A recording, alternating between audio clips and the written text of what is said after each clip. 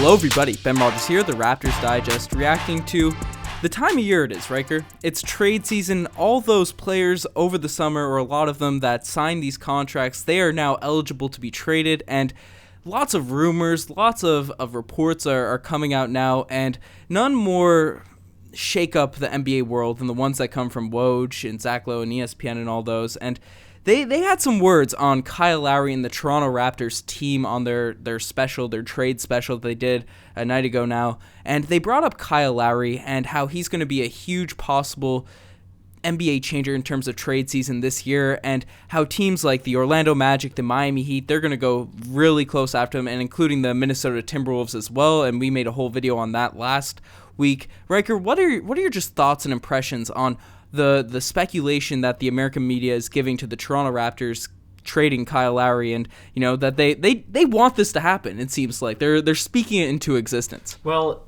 initially the reaction before I sunk my teeth into the discussion that was being had is I was looking at the response to these and saying that everybody getting frustrated, saying that they're trying to ask or trying to wish this, like you said, wish this into existence, but they're trying to make the Raptors go tank, rebuild, etc. To me, when I really listened to it, it didn't sound like that, right? It didn't sound like they're trying to get rid of Kyle. They're insinuating that we're trying to get rid of Kyle Lowry so that we can get ready for years down the road. I think we can get rid of... Okay, I'm going to have to word this carefully because I don't want to get attacked too much in the comments. I think that it's possible that there could be a trade involving Kyle Lowry where the Toronto Raptors do improve the roster, given the talent that we already have assembled and the way that we played without Kyle Lowry. However, as we're going to break down, Ben, I am not willing to, you're not willing to part with him unless there's some extremely tempting package that will help us both for the immediate and the longer term, Ben. Correct me if I'm wrong, and let's get into this. Yeah, certainly. We're both in agreement. Masai Ujiri should not make a move. Obviously, I'm going to trust whatever Masai does, but we should not be giving up Kyle Lowry as a selling team. We need to be...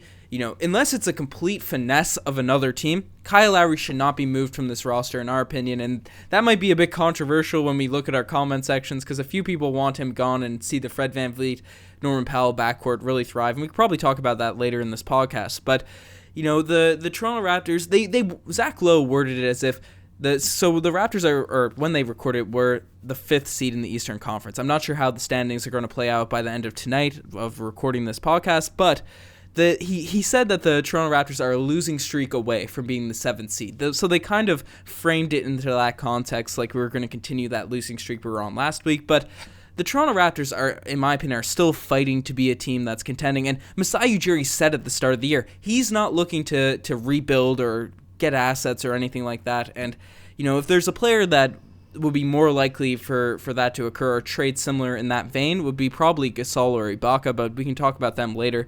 In terms of Kyle Lowry, he's our face of the franchise. He's the guy that's been here day in, day out. It took us Kawhi Leonard to trade DeMar DeRozan. It took a guy that would inevitably bring us a championship. It took a finesse to trade away DeMar DeRozan. I don't see Masai Ujiri just giving up Kyle Lowry right now to the Miami Heat or Orlando Magic or whatever, one of those teams that they named, just for the sake of making an in-season deal and maybe getting a pick out of it or something. Well, we can say, okay, that the standard has been set, right, with the DeMar DeRozan Kawhi Leonard trade. But that's not to say you can't trade away your star player for a couple. You can't trade away $1 for a couple of quarters or a couple of dimes and not benefit from that. If we look at the situation in Indiana with Paul George, Indiana is actually now thriving, right? It is possible that you can get back a multiple or a handful of lesser players and picks and still benefit. We just have come to expect now in Raptors land that if we're giving up one max contract player, we're going to get back even better than that. And I don't think that that's realistic, Ben. Correct me if I'm wrong. And we've been given some names, the Heat, the Magic, the Timberwolves, like you said. Then there's some other teams that are going to be in the trade mix. Whether or not the Raptors are going to be a conversational piece for them, I don't know. But if we want to start at a team, if we're starting at the Heat, I think a trade involving Lowry to the Heat improves them. immediately, because right now they're relying on Kendrick Nunn as their starting point guard. We give them now a perennial, yes, but we give them a perennial all-star player and NBA champion. I don't care who we get back. We make a main rival in the East a championship contender and give them a extremely good shot at it. I don't think we'd get anybody back nearly as value. So I think a trade with the Heat would be absolutely absurd, Ben. Yeah, they have some young pieces, because some people will come back and they'll say, oh, Duncan Robinson. They said Tyler Hero was untouchable, so we probably won't get him. Obviously, Adebayo's in that list as well. Kelly Olynyk's on that roster.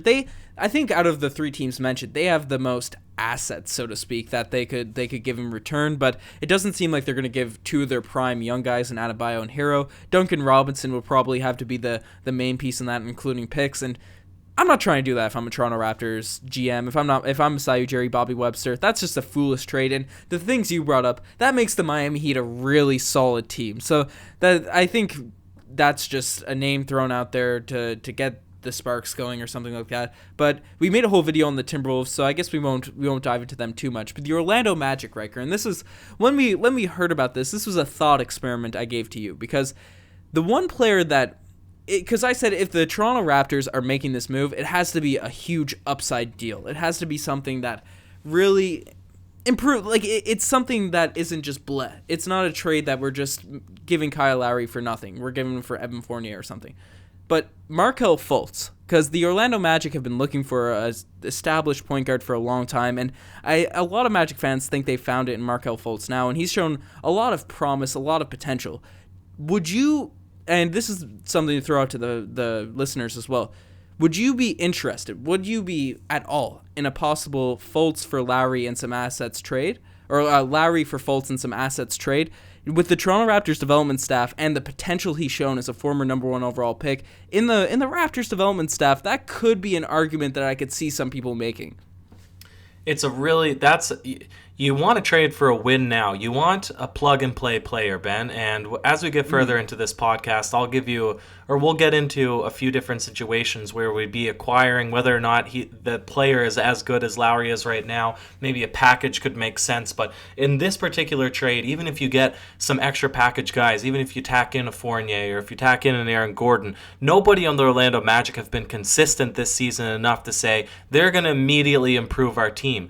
There is an argument to be made that Fultz would be a move for the long term, because he has shown flashes of extreme athleticism and really crafty offense this season, and he's a very long guy, so he might have potential on D as well, but he's in no means a plug-and-play player. He's a guy that you'd have to work on, and you'd have to be absolutely certain that a team without Kyle Lowry would still be able to defend and contend for a championship this season, because I don't see why we would get rid of our number 1 guy for the most part in order to regress as a team in a season where you're trying to repeat, right? You just came off of a championship season. You want to at least have one shot at running it back. Yeah, you want to at least defend the title. You just don't want to get slapped by the Bucks or the Sixers or one of those teams in the Eastern Conference. We're trying to compete, and I'm in full agreement with you. I don't think this is a move the Raptors should do, but it's when you bring up the Orlando Magic, that's the only piece that I think there's legitimate discussion for if we're talking to a team-to-team trade with them. Aaron Gordon's a name brought up, but we're not even going to get into that. But Fultz, the argument I could see people making is that the Toronto Raptors are still really good with Fred VanVleet manning the point. We still have Terrence Davis and McCaw to have backup, run the backup point guard by committee, and Fultz could also run that too if he was brought in. I don't know. It's an interesting thought experiment. I don't think it's something the Raptors should do, but maybe some of the listeners have trades in mind that will blow us away. But that was the main talking points they had on Kyle Lowry. They said if the Toronto Raptors go through a losing streak or don't think that they can really compete right now, it's something that could happen. And they also brought up Marc Gasol and Serge Ibaka, those two players, because they've been a two-headed tandem at the center position for this team last year and this year. Ever since Nick Nurse moved Ibaka to the backup center position, they've been really solid manning that role down. The offense seems to run through Gasol. Who do you think is more likely to be traded out of those two guys if the Raptors do end up going down that route? Because both of them are free agents at the end of the summer. Without a doubt, it'd be Ibaka. His younger adds a little bit more to his... I mean, obviously, Marc Gasol, for everything that he is, he his box score hasn't shown the numbers yet, and I think there's consensus around the league that he is a key reason that the Raptors were able to win the championship, but I don't think that the market out there for Marc Gasol is the same, given his size and his athletic ability. It's not the same as it is for Serge Ibaka. I could still see a team thinking you could add Serge Ibaka and have him be a valuable corner piece for your offense and your defense for the next 3 to 4 years at least. Nobody is saying the same thing for Marc, so I could see it being much more easy to have a trade situation, including Serge Ibaka. I just don't know what team that would be that's really in demand right now for a power forward of his abilities, or a stretch five. Yeah, and I'm in agreement with you. I think the thing about Gasol and Ibaka when comparing the two, I think if you put Serge Ibaka in on a bad team, he improves them more than Marc Gasol does. But if you insert Marc Gasol if you insert one of them on a good team, Gasol just elevates the ceiling of that team. I think Serge Ibaka raises the floor to a certain roster and will turn a 35-win team into a 42-win team, assuming, if you just plugged him into the Orlando Magic or something. But Marc Gasol will do more for a 50-win team trying to become a 55-win team rather than, throwing him to a team that would probably be searching for a player like that. So I agree, even though I think Gasol is more valuable to us, Serge Ibaka is more valuable on the trade market. And if we're looking at to next season, right? Two of them are free agents. Are we going to want to pay both of them? And players, as they age, as they get older, they're usually looking for longer-term deals. The main thing, it's been noted by us, it's been noted by everyone covering the Toronto Raptors, we're trying to maintain that cap flexibility for 2021. We're trying to get the Giannis's. And there's a few other free agents that are going to be on the market that summer too if we don't land Giannis. That's the summer we're really trying to maintain our flexibility for.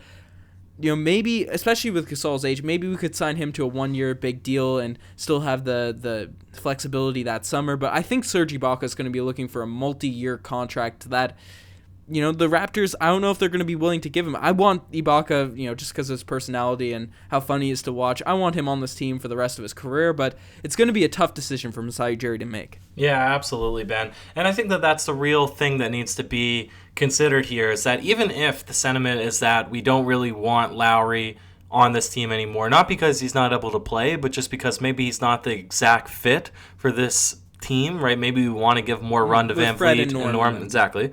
Maybe we want that to happen, but that's going to be the big thing, because we could make a trade out there. We could do we could do a trade with perhaps the who am I thinking? The OKC Thunder, and do like a 1-for-1 with Chris Paul and a bunch of guys, or we could do something with the Pelicans. Either way, we could. There's a couple of teams that are out there that could definitely use a point guard of Kyle Lowry's caliber. But the thing is, the team that we have right now is good. Are they championship ready? Yeah. Or championship able to beat the Bucks or to beat these 76ers in a 7-game series? I don't know. Will something have to be done by trade deadline? I don't know. But would you rather have something happen where maybe it gives us a chance at winning this season, but it completely messes up our cap situation and gets us out of the running for Giannis? I definitely wouldn't pull trigger on that, because we want to be able to have the opportunity to have a long-term team, Ben, and I think you agree with that. Certainly, I think the fit of the roster right now, say what you will about our backcourt being bloated with Norman Powell, 3 guys that deserve to start, because I think everyone's in agreement. Lowry, Fred, and Norman Powell deserve to start, but there's only 2 positions for them to play in. So you could argue that's a tough thing, but I think we don't have many holes on this roster. We don't have necessarily a Kawhi right now to lead us through the Eastern Conference and stuff like that, but those players you're not going to get at the trade deadline unless there's someone that freakishly demands a trade to the Toronto Raptors and demands opts out, but that's very unlikely, and we'll cover that to death if that occurs. But the Toronto Raptors are a pretty well-rounded roster right now, and I think we're gonna be a strong team in the Eastern Conference, regardless of if we don't do a move or if we make some minor adjustments. And it doesn't make sense for us to just completely throw away the season in hopes of getting a pick or getting something like that, but we do have to look forward to the future. So let us know what you guys think, because whenever trade rumors around the Raptors have happened this year, there's been a lot of diversified opinions. There's not, usually fan bases have 80% or 85% of the fans in agreement where they think, okay, this is what we should do, this is what we shouldn't do. whenever there's some discussions brought up about this team, it seems like this year people are all over the place. So we love seeing what you guys, our thoughts are. You're the best for making this far. Check out the Twitter, the Instagram, all that cool stuff. Riker, any last words? Well, Ben, the irony, I have a last sentence. Ben, the irony is that the podcast before we released the trade situation with the Timberwolves, the entire comment section was dedicated to, we need to get rid of Lowry. As soon as we released the trade situation with perhaps getting rid of Lowry, the entire comment section was filled with, we cannot possibly get rid of Lowry. So we do have this indecisive, fan base. So it'll be interesting to see how everybody feels and to actually see how it plays out, Ben. But it's going to be a long free agent or trade season. It's not going to all happen at once, that's for sure. Most definitely. All right, cheers.